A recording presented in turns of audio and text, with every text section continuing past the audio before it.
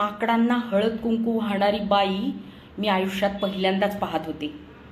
लहानपणी माझ्या माहेरी माकडं आल्यानंतर आम्ही त्यांच्या दिशेने कांदे फेकायचो किंवा भाकरीचे तुकडे.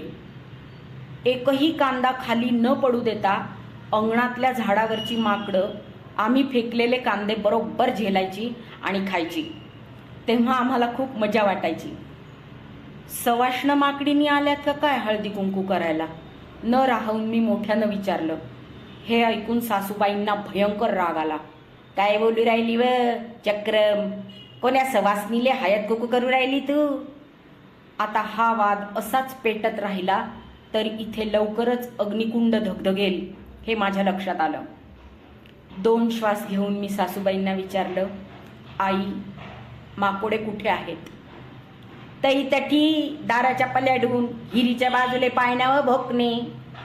मी भीत भीत विहिरीच्या बाजूला गेले, पण तिथे मला एकही माकड दिसेना. इथं तर काहीच नाही आई. आता माझाही संयम संपत चालला होता. सासूरवाशीण असले म्हणून काय झालं, माणसानं अखेर किती संयम ठेवायचा. तुम्ही इकडे या आणि मला दाखवा कुठं आहेत ते, मी जोरात म्हणाले.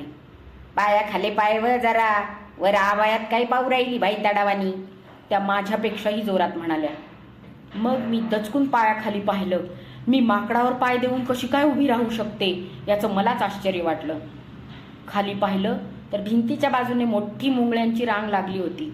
मुंगळ्यांचा एक दाट काळा गोल तिथल्या तिथे फिरत होता. आई, इथं फक्त मुंगळे आहेत, मी शक्य तितक्या शांतपणे म्हणाले. मग मी कवा धरून सांगू राहिले तुले, मुंगड्याले माऱ्यासाठी काठी आणली व बहीण तुनं? तुही माय काढीनं मुंगडे मारीत जाय काय?